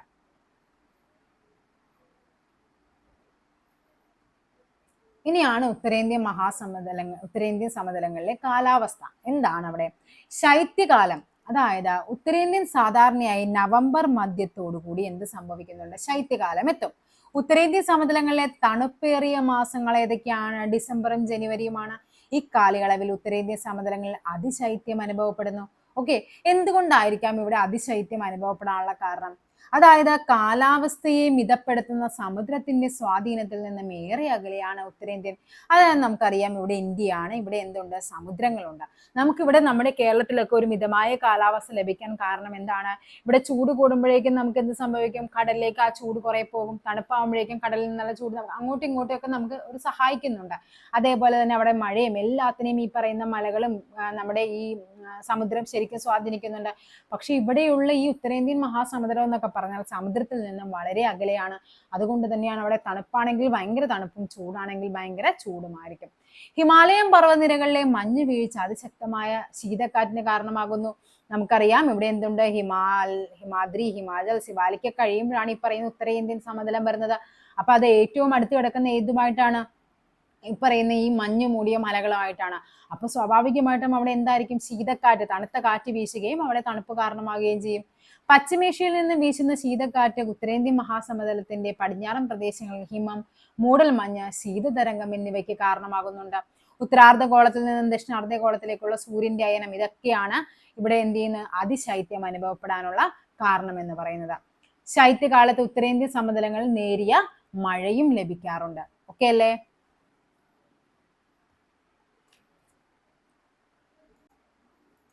നെക്സ്റ്റ് ആണ് ഉഷ്ണകാലത്തെ പറ്റിയാണ് പറയാനുള്ളത്. മാർച്ച് മാസത്തോടെ ഉത്തരേന്ത്യൻ സമതലങ്ങളിലെ താപനില ഉയരുവാൻ തുടങ്ങും. ഏപ്രിൽ, മെയ്, ജൂൺ എന്നീ മാസങ്ങളിലാണ് ഉത്തരേന്ത്യൻ സമതലങ്ങളിൽ എന്ത് വരുന്നത്? ഉഷ്ണകാലം അനുഭവപ്പെടുന്നത്. ഉത്തരേന്ത്യൻ സമതലങ്ങളിൽ ഉഷ്ണകാലം അതികഠിനമാണ്. മെയ് മാസത്തോടെ പടിഞ്ഞാറൻ ഭാഗങ്ങളിലെ താപനില 48°C വരെ ഉയരാറുണ്ട്. മെയ്, ജൂൺ മാസങ്ങളിൽ രാജസ്ഥാനിലെ മരുഭൂമി പ്രദേശങ്ങളിൽ നിന്നും ഗംഗാ സമതലത്തിലേക്ക് ശക്തിയേറിയ വരണ്ട ഉഷ്ണക്കാറ്റ്, നമ്മൾ ഏറ്റവും കൂടുതൽ പഠിക്കുന്നതാണ് എന്ത്? ലൂ എന്ന് പറയുന്ന കാറ്റ്. പഞ്ചാബ്, ഹരിയാന, കിഴക്കൻ രാജസ്ഥാൻ, ഉത്തർപ്രദേശ് എന്നിവിടങ്ങളിലാണ് എന്ത് സംഭവിക്കുന്നത്? സ്വാഭാവികമായിട്ട് പൊടി നിറഞ്ഞ കാറ്റുകൾ എന്ത് ചെയ്യുന്നുണ്ട്? സാധാരണയായിട്ട് വീശുന്നുണ്ട്. അപ്പൊ ഇവിടെ നിങ്ങൾ പഠിക്കേണ്ട ഒരു ടോപ്പിക് എന്ന് പറയുന്നത് ഈ പറയുന്ന ലൂ ആണ്. ലൂ, ഉഷ്ണക്കാറ്റ് ചോദിക്കാറുണ്ട്. രാജസ്ഥാൻ മരുഭൂമി അല്ലെങ്കിൽ ശക്തിയേറിയ വരണ്ട ഉഷ്ണക്കാറ്റുകൾ അറിയപ്പെടുന്ന പേരാണെന്ത്? ലൂ എന്ന് പറയുന്നത്. നെക്സ്റ്റ് ആണ് തെക്കു പടിഞ്ഞാറൻ മൺസൂണും ഉണ്ട്, നമുക്ക് വടക്ക് കിഴക്കൻ മൺസൂണും ഉണ്ട്. മാർച്ച് മാസത്തോടെ ഉത്തരേന്ത്യൻ സമതലങ്ങളിലെ താപനില ഗണ്യമായിട്ട് ഉയരുന്നുണ്ട്. തൽഫലമായി ഇവിടെ രൂപം കൊള്ളുന്ന ന്യൂനമർദ്ദ മേഖലയാണ് തെക്കു പടിഞ്ഞാറൻ മൺസൂൺ കാറ്റുകളെ ഇന്ത്യൻ ഉപഭൂഖണ്ഡത്തിലേക്ക് ആകർഷിക്കുന്നത്. രണ്ട് ശാഖകളായാണ് തെക്കു പടിഞ്ഞാറൻ മൺസൂൺ കാറ്റുകൾ ഇന്ത്യൻ ഉപഭൂഖണ്ഡത്തിൽ വരുന്നത്. ഒന്ന് ഏതായിരിക്കും? അറബിക്കടൽ ശാഖയും രണ്ടാമത്തത് ഏതായിരിക്കും? നമ്മുടെ ബംഗാൾ ഉൾക്കടൽ ശാഖ. അങ്ങനെ രണ്ട് ശാഖകളായിട്ടാണ് തെക്കു പടിഞ്ഞാറൻ മൺസൂൺ നമ്മുടെ ഇന്ത്യയിലേക്ക് വരുന്നത്. ഇതാണ് ഒന്ന് എന്ത് സംഭവിക്കും? ഇവിടെ ന്യൂനമർദ്ദ മേഖല വരുമ്പോഴേക്കും സ്വാഭാവികമായിട്ടും ഇവിടെ നിന്ന് കാറ്റുകൾ ഇങ്ങോട്ട് വീശും.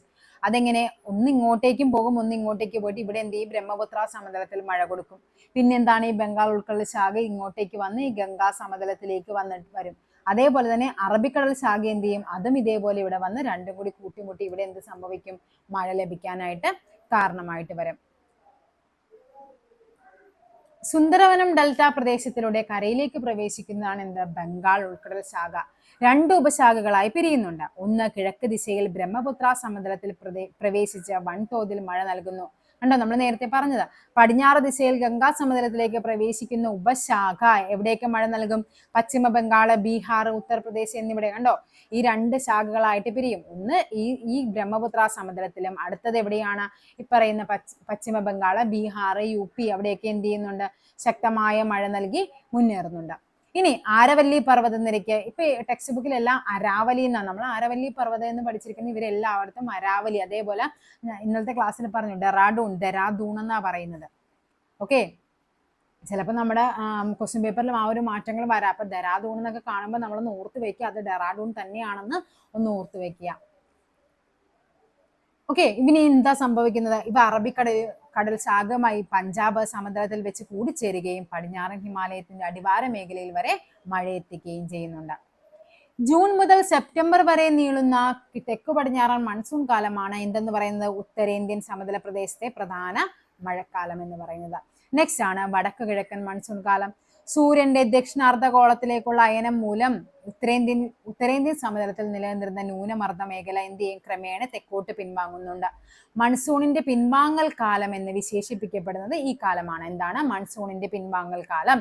ഉത്തരേന്ത്യൻ സമതല പ്രദേശത്ത് ഉച്ചമർദ്ദ മേഖല രൂപപ്പെടുകയും എന്താണ് ഇവിടെ നിന്ന് ഇന്ത്യൻ മഹാസമുദ്രത്തിലേക്ക് കാറ്റ് വീശുകയും ഈർപ്പരഹിതമായ ഈ കാറ്റ് വടക്ക് കിഴക്കൻ ദിശയിൽ നിന്നുമായതിനാലാണ് ഈ കാലത്ത് എന്ത് പറയുന്നത്? വടക്ക് കിഴക്കൻ മൺസൂൺ കാലം എന്ന് പറയുന്നത്. ഉത്തരേന്ത്യൻ സമുദ്ര പ്രദേശത്ത് പൊതുവെ വരണ്ട കാലാവസ്ഥ അനുഭവപ്പെടുന്ന ഈ കാലയളവിൽ അന്തരീക്ഷ ആർദ്രത, ഉയർന്ന താപനിലയും ദിനാവസ്ഥ എന്ത് ചെയ്യുന്നുണ്ട്? കൂടുതൽ ദുസ്സഹമാക്കുന്നു. ഇതിനെയാണ് നമ്മൾ ഒക്ടോബർ ചൂടെന്ന് പറയുന്നത്. അതായത് ഉയർന്ന അന്തരീക്ഷ ആർദ്രതയും ഉയർന്ന അന്തരീക്ഷ ആർദ്രതയും അതേപോലെ തന്നെ എന്താണ്? ഉയർന്ന താപനിലയുമായിരിക്കും അവിടെ ഉണ്ടോ. അതായത് ഇവിടെ നിന്ന് ഇങ്ങോട്ടേക്ക് വീശുന്നതിനാണ് നമ്മൾ വടക്ക് കിഴക്കൻ മൺസൂൺ കാറ്റുകൾ എന്ന് പറയുന്നത്. നെക്സ്റ്റ് ആണ് നൈസർഗിക സസ്യജാലങ്ങൾ. അവിടുത്തെ ഉത്തരേന്ത്യൻ സമതലങ്ങളിലെ സസ്യജാലങ്ങൾ എന്തൊക്കെയാണെന്നുള്ളത് അങ്ങനെ പരീക്ഷയ്ക്ക് ചോദിച്ചിട്ടുണ്ട്. അതായത് ഉത്തരേന്ത്യൻ സമതലങ്ങളിലെ നൈസർഗിക സസ്യജാലം ഏതെന്നൊക്കെ പരീക്ഷയ്ക്ക് ചോദിച്ചിട്ടുള്ളതാണ്. അപ്പൊ ഒന്ന് പഠിച്ചു വെക്കുക. എന്താണ്? ഉത്തരേന്ത്യൻ സമതലത്തിലെ നൈസർഗിക സസ്യജാലങ്ങൾക്ക് ഏറെ വൈവിധ്യമുണ്ട്. ഭൂപ്രകൃതി, കാലാവസ്ഥ, മണ്ണിന്റെ സ്വഭാവം എന്നീ ഘടകങ്ങളാണ് നൈസർഗിക സസ്യജാലങ്ങളെ ഈ വൈവിധ്യത്തിന് കാരണമാകുന്നത്. മനുഷ്യന്റെ ഇടപെടലുകളില്ലാതെ ദീർഘകാലം ഈ പ്രദേശത്തെയും മണ്ണിനെയും കാലാവസ്ഥയെയും അനുകൂലമാക്കി വളരുന്നവയാണ് എന്ത് പറയുന്നത്? നൈസർഗിക സസ്യജാലങ്ങൾ. എന്തൊക്കെയാണ് അവിടെ ഉള്ളത്? ഉഷ്ണമേഖല ഇലപൊഴിയും വനങ്ങൾ. അപ്പൊ പഠിക്കേണ്ടതാണ്. ഉത്തരേന്ത്യൻ സമതലത്തിൽ പൊതുവെ കാണപ്പെടുന്ന നൈസർഗിക സസ്യജാലങ്ങളാണ് ഉഷ്ണമേഖല ഇലപൊഴിയും വനങ്ങൾ, ഉഷ്ണമേഖല മുൾക്കാടുകൾ, ചതുപ്പു നിലങ്ങൾ. 3 എണ്ണമാണുള്ളത്. ഇനി ഈ ഉഷ്ണമേഖല ഇലപൊഴിയും വനങ്ങളെ വീണ്ടും രണ്ടായിട്ട് തിരിക്കുന്നുണ്ട്. എന്തൊക്കെ? വരണ്ട ഇലപൊഴിയും വനങ്ങളെന്നും അതേപോലെ ആർദ്ര ഇലപൊഴിയും വനങ്ങളെന്നും രണ്ടായിട്ട് തിരിക്കുന്നുണ്ട്. എന്താണ് വ്യത്യാസം എന്ന് നോക്കാം. 70 സെന്റിമീറ്ററിനും 100 സെന്റിമീറ്ററിനും ഇടയിൽ വാർഷിക മഴ ലഭിക്കുന്ന പ്രദേശങ്ങളാണ് വരണ്ട ഇലപൊഴിയും കാടുകൾ കാണുന്നത്. വരണ്ട അന്തരീക്ഷ സ്ഥിതിയിൽ ഏകദേശം 6 മുതൽ 8 ആഴ്ച വരെ ഈ സസ്യങ്ങൾ ഇലപൊഴിക്കുന്നുണ്ട്. ഉത്തർപ്രദേശിലെ സമതലങ്ങളിലും ബീഹാറിലുമാണ് ഈ വരണ്ട ഇലപൊഴിയും വനങ്ങൾ കാണപ്പെടുന്നത്. അപ്പൊ ഉഷ്ണമേഖല ഇലപൊഴിയും വനങ്ങളിൽ എന്തൊക്കെയാണ്? വരണ്ട ഇലപൊഴിയും വനങ്ങളുമുണ്ട്, ആർദ്ര ഇലപൊഴിയും വനങ്ങളുമുണ്ട്. നെക്സ്റ്റ് ആണ് എന്ത്? ആർദ്ര ഇലപൊഴിയും കാടുകൾ. 100 സെന്റിമീറ്ററിനും 200 സെന്റിമീറ്റർ. അപ്പൊ ഇവിടെ എത്രയായിരുന്നു? 70 മുതൽ 100 സെന്റിമീറ്റർ വരെയാണ് മഴ. ഇവിടെ എത്രയാണ്? 100 മുതൽ 200 വരെയാണ് മഴ വരുന്നത്. ഓക്കെ. ടെറായ് ബാബർ മേഖല ഉൾപ്പെടുന്ന സിവാലിക് താഴ്വര, ഒഡീഷയിലെയും പശ്ചിമ ബംഗാളിലെയും ചില ഭാഗങ്ങൾ എന്നിവിടങ്ങളിലാണ് എന്തുണ്ടാകുന്നത്?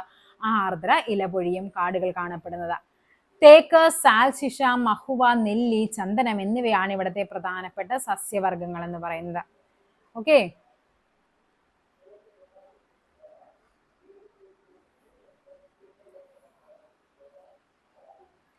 മഴക്കുറവും കന്നുകാലി മേയ്ക്കലിന്റെ വർധനവും കാരണം ഉത്തരേന്ത്യൻ സമതലത്തിന്റെ പടിഞ്ഞാറ് ഭാഗങ്ങളിൽ സസ്യജാലങ്ങൾ വളരെ ശുഷ്കമാണ്. തെക്കു പടിഞ്ഞാറൻ പഞ്ചാബിലെ അർദ്ധ വരണ്ട പ്രദേശങ്ങളിലും പടിഞ്ഞാറൻ ഹരിയാന, രാജസ്ഥാൻ എന്നിവിടങ്ങളിലും ഉഷ്ണമേഖലാ കാടുകൾ കാണപ്പെടാറുണ്ട്. വൈവിധ്യമാർന്ന പുല്ലുകളും കുറ്റിച്ചെടികളും നിറഞ്ഞതാണ് ഈ പറയുന്ന ഉഷ്ണമേഖലാ കാടുകൾ എന്ന് പറയുന്നത്. അവിടുത്തെ പ്രധാനപ്പെട്ട സസ്യജാലങ്ങളാണ് എന്തൊക്കെ? ബാബുല്, ബെർ, അതേപോലെ വന്യ ഈന്തപ്പനകൾ, ഗൈർ, വേപ്പ്, ക്രഞ്ചി, പലാസ് തുടങ്ങിയ പ്രധാന സസ്യ വർഗങ്ങളാണ്. പിന്നെ എന്തുണ്ട്? ടസോക്കി. ടസോക്കി എന്ന് പറഞ്ഞാൽ എന്താണ്? 2 മീറ്റർ വരെ ഉയരത്തിൽ വരെ വളരുന്ന എന്താണ്? ടസോക്കി എന്ന് പറയുന്ന ഒരു പുൽ വിഭാഗത്തിൽപ്പെട്ടതാണ്. അതാണ് ടസോക്കി എന്ന് പറയുന്നത്. ഇനി എന്താണ് നമ്മൾ വേണ്ടത്? ചതുപ്പ് നിലങ്ങൾ. അപ്പൊ നമ്മൾ എന്തൊക്കെ പറഞ്ഞു? 3ആയിട്ടല്ലേ? ഉഷ്ണമേഖല ഇലപൊഴിയും വനങ്ങൾ. അതിനെ വീണ്ടും 2ആയിട്ട് തരംതിരിച്ചിട്ടുണ്ട്. വരണ്ട ഇലപൊഴിയും കാടുകളെന്നും അതേപോലെ ആർദ്ര ഇലപൊഴിയും കാടുകളെന്നും. വീണ്ടും എന്താണ്? ഉഷ്ണമേഖല മുൾക്കാടുകളുണ്ട്, പിന്നെയുള്ളതാണ് ചതുപ്പ് നിലങ്ങളുള്ളത്. ഓക്കെ, ഇതാണ് നമ്മൾ മുൾക്കാടുകളെ പറ്റി പറഞ്ഞത്. ഇനിയാണ് ചതുപ്പ് നിലങ്ങൾ വേണ്ടത്. രാജസ്ഥാനിലെ വിശാലമായ ഉപ്പുപാടങ്ങൾ, ശുദ്ധജല തടാകങ്ങൾ, ഗംഗാ സമതലത്തിലെ ശുദ്ധജല ചതുപ്പുകൾ, ബ്രഹ്മപുത്ര നദിയിലെ പ്രളയ സമതലങ്ങൾ, സുന്ദർബൻ ഡെൽറ്റ പ്രദേശങ്ങൾ എന്നിവിടങ്ങളിലാണ് ചതുപ്പ് നില വനങ്ങൾ കാണുന്നത്. പശ്ചിമ ബംഗാളിലെ ഗംഗാ സമതലത്തിന്റെ ചതുപ്പ് നിറഞ്ഞ അതിവിശാലമായ ഡെൽറ്റ പ്രദേശമാണ് എന്ത്? സുന്ദർബൻ ഡെൽറ്റ. നമ്മൾ പഠിക്കുന്നതാണ് സുന്ദർബൻ ഡെൽറ്റയെ പറ്റി. ഇവിടെ നിബിഡങ്ങളായി കാണപ്പെടുന്ന സ്വാഭാവിക സസ്യജാലങ്ങളാണ് എന്ത്? കണ്ടൽ കാടുകളും. ഈ സുന്ദർബൻ ഡെൽറ്റയിൽ കാണപ്പെടുന്നതാണ് എന്ത്? റോയൽ ബംഗാൾ കടുവകളുടെ സങ്കേതം കൂടിയാണ് ഈ പറയുന്ന സുന്ദർബൻ ഡെൽറ്റ എന്ന് പറയുന്നത്. ഓക്കെ, ഉണ്ടോ? ഇതാണ് സുന്ദർബൻ ഡെൽറ്റയുടെ ഡെൽറ്റ പ്രദേശം എന്ന് പറയുന്നത്. അതിന്റെ എന്താണ് ഉപഗ്രഹ ചിത്രവും ഇതാണ്. സുന്ദരി കണ്ടൽ. ഈ സുന്ദരി എന്ന് പറയുന്ന ഈ ഒരു കണ്ടൽ ചെടി ഉള്ളത് കൊണ്ടാണ് അതിനെ സുന്ദർബൻ ഡെൽറ്റ എന്ന് അറിയപ്പെടുന്നത്. ഓക്കെ, നെക്സ്റ്റ് ആണ് ഇനി മണ്ണിനങ്ങളെ പറ്റിയാണ് പഠിക്കാനുള്ളത്. ഉത്തരേന്ത്യൻ സമതലങ്ങൾ വ്യാപകമായി കാണപ്പെടുന്ന മണ്ണ് ഏതായിരിക്കാം? അല്ലെ, എക്കൽ അടിഞ്ഞുകൂടി ഉണ്ടായ സ്ഥലമല്ലേ, അപ്പൊ സ്വാഭാവികമായിട്ടും അവിടെ എന്താണ്? എക്കൽ മണ്ണാണ്. എക്കൽ മണ്ണിന്റെ പ്രത്യേകത എന്ന് പറയുന്നത് മണൽ മണ്ണ് മുതൽ കളിമണ്ണ് വരെയുള്ള മണ്ണിനങ്ങളുടെ വ്യത്യസ്ത സ്വഭാവങ്ങൾ പുലർത്തുന്നവയാണ് എക്കൽ മണ്ണ് എന്ന് പറയുന്നത്. രാജസ്ഥാനിൽ കുറഞ്ഞ വിസ്തൃതിയിൽ കാണപ്പെടുന്ന ഇവ ഗുജറാത്തിന്റെ സമതലങ്ങളിൽ വ്യാപകമായി കാണപ്പെടുന്നുണ്ട്. ഗംഗാ സമതലങ്ങളിൽ 2 വ്യത്യസ്തമായ എക്കൽ മണ്ണിനങ്ങളാണ് രൂപങ്ങൾ. ഏതൊക്കെയായിരിക്കും? ഖാദറും ബങ്കറും. നമ്മൾ പറഞ്ഞു പഴയ മണ്ണിനെ ബങ്കർ എന്നും പുതിയ മണ്ണിനെ ഖാദർ എന്നും പറയുന്നുണ്ട്. ഓക്കെ, മധ്യഗംഗാ സമതലത്തിന്റെ തെക്കൻ ഭാഗങ്ങളിലായി ചെമ്മണ്ണ് കാണപ്പെടുന്നുണ്ട്. എന്തുകൊണ്ടായിരിക്കാം അതിന് ചുവപ്പ് നിറം വരുന്നത്? ഇരുമ്പിന്റെ സാന്നിധ്യമാണ് ഈ മണ്ണിന് ചുവപ്പ് നിറം നൽകാൻ കാരണം. അതേപോലെ സുന്ദർബൻ ഡെൽറ്റ, അവിടെ എന്താണ്? ഉപ്പ് തടാകങ്ങളൊക്കെ അല്ലേ ഉണ്ടായിരുന്നത്. അപ്പൊ സ്വാഭാവികമായിട്ട് അവിടെ എന്തുണ്ടായിരിക്കും?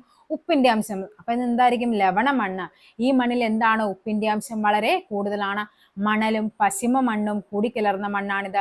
ഡെൽറ്റ പ്രദേശങ്ങളിൽ അനുഭവപ്പെടുന്ന സമുദ്രജല കയറ്റമാണ് ഈ പ്രദേശങ്ങളിൽ ഇത്തരം മണ്ണുണ്ടാവാൻ കാരണം. അല്ലെ, നമുക്കറിയാം എന്താണ്? ഡെൽറ്റ പ്രദേശങ്ങളിൽ സമുദ്രം വേലിയേറ്റം വേലിയിറക്കം വരുമ്പോഴേക്കും വെള്ളം അവിടെ കയറാനോ സമുദ്രജല കയറ്റം ഉണ്ടാകും. അതുകൊണ്ടാണ് അവിടെ എന്ത് ചെയ്യുന്നത്? നല്ല എന്തായിരിക്കും? ഈർപ്പമായിരിക്കും ആ മണ്ണിന്. ഈ പ്രദേശങ്ങൾ ഇനി ഉത്തരേന്ത്യൻ സമതലങ്ങളിൽ പലയിടങ്ങളിലും ജലസേചനത്തിലൂടെ തീവ്ര കൃഷി നടത്തിയിടങ്ങളിൽ എക്കൽ മണ്ണിന് ശോഷണം സംഭവിച്ച് ലവണ മണ്ണായിട്ട് മാറിയിട്ടുണ്ട്. പശ്ചിമ ബംഗാളിന്റെ തീരപ്രദേശങ്ങളിൽ എന്തുണ്ട്? പീറ്റ് മണ്ണും കാണപ്പെടാറുണ്ട്. ഉത്തരേന്ത്യൻ സമതലത്തിന്റെ പടിഞ്ഞാറ് രാജസ്ഥാൻ ഉൾപ്പെടുന്ന പ്രദേശങ്ങൾ എന്തായിരിക്കും? വരണ്ട മണ്ണായിരിക്കും കാണപ്പെടുന്നത്. ഘടനാപരമായും മണൽ രൂപവും ലവണത്വ സ്വഭാവമുള്ള ഈ മണ്ണിൽ ജൈവാംശവും ജലാംശവും വളരെ കുറവായിരിക്കും. ഓക്കെ, അപ്പൊ സ്വാഭാവികമായിട്ട് അവിടെ എന്ത് ചെയ്യണം? ജൈവാംശവും ഇല്ല ജലാംശവും ഇല്ലെങ്കിൽ അവിടെ കൃഷി ചെയ്യണമെങ്കിൽ നമ്മൾ എന്ത് ചെയ്യണം?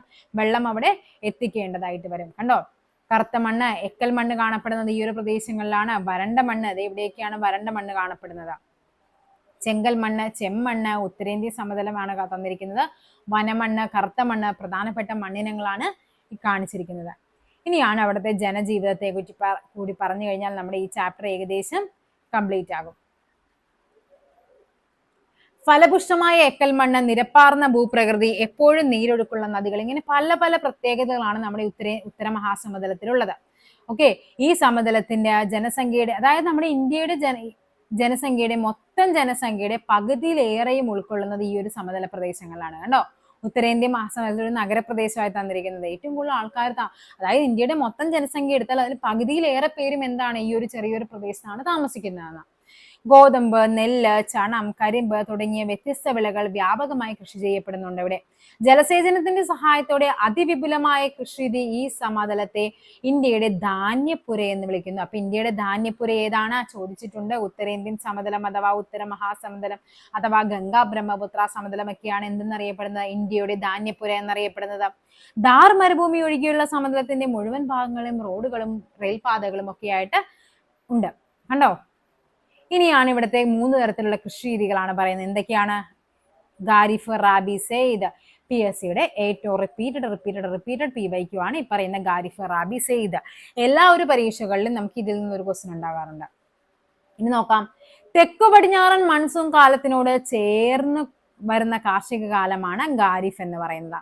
ശൈത്യകാലം തണുപ്പ് വരുമ്പോ എന്ത് വരും? അത് റാബി വരും. അതേപോലെ റാബി വിളകളുടെ വിളവെടുപ്പിന് ശേഷം ആരംഭിക്കുന്ന ദൈർഘ്യം കുറഞ്ഞ വേനൽക്കാല കൃഷിയാണ് എന്താ? സെയ്ദ് എന്ന് പറയുന്നത്. ഖാരിഫ്, റാബി, സെയ്ദ് ഇതാണ് നമുക്ക് ഇമ്പോർട്ടന്റ് ആയിട്ട് പഠിക്കാനുള്ളത്. ഖാരിഫ് എവിടെ മുതൽ എവിടം വരെയാണ്? ജൂൺ മുതൽ സെപ്റ്റംബർ വരെയാണ് ഖാരിഫ് വരുന്നത്. നെല്ല്, പരുത്തി, ചണം അല്ലെ, ഉഷ്ണമേഖലാ വിളകളായ നെല്ല്, പരുത്തി, ചണം, ബജ്ര, തുവരയൊക്കെയാണ് പ്രധാനപ്പെട്ട. ചിലപ്പോൾ തന്നിരിക്കുന്നതിൽ ഖാരിഫ് ഏത് അല്ലെങ്കിൽ ഖാരിഫിലയുടെ കാലഘട്ടം ഏത് എന്നൊക്കെ ആയിരിക്കും ചോദിക്കാറ്. നെക്സ്റ്റ് ആണ് റാബി. റാബി എന്ന് പറയുന്ന ഒരു ശൈത്യകാലമാണ് അല്ലെ. അപ്പൊ ഏതൊക്കെയാണ്? ഒക്ടോബർ മുതൽ മാർച്ച് വരെയാണ്. നമുക്കറിയാം നവംബർ, ഡിസംബർ ഒക്കെയാണ് ഏറ്റവും കൂടുതൽ തണുപ്പ് വരുന്നത്. അപ്പൊ അതുമായിട്ട് ബന്ധപ്പെട്ട് ഒക്ടോബർ മുതൽ മാർച്ച് വരെയാണ് എന്ത് റാബി കാലഘട്ടം എന്ന് പറയുന്നത്. ഗോതമ്പ്, പയറുവർഗ്ഗങ്ങൾ, കടുക്, ബാർലി തുടങ്ങിയവയ്ക്കാണ് എന്ത് വരുന്നത്, റാബിയിൽ വരുന്നത്. നെക്സ്റ്റ് ആണ് സെയ്ദ് വിള. ഏപ്രിൽ മുതൽ ജൂൺ വരെയാണ് സെയ്ദ് വരുന്നത്. പച്ചക്കറി, പഴങ്ങള്, കാലിത്തീറ്റ മുതലായവയാണ്. ഓക്കെ, അപ്പൊ ഇത്രയുമാണ് നമുക്ക് ഈ ചാപ്റ്ററിൽ പഠിക്കാനായിട്ടുള്ളത്. നല്ല ഡീറ്റെയിൽ ആയിട്ട് ഓരോന്നിനെ പറ്റിയും പഠിക്കാനുണ്ട്. നെക്സ്റ്റ് ആണ് പീഠഭൂമിയാണ് നെക്സ്റ്റ് പഠിക്കാനുള്ളത്. നമുക്ക് അടുത്ത ക്ലാസ്സിൽ കാണാം. താങ്ക്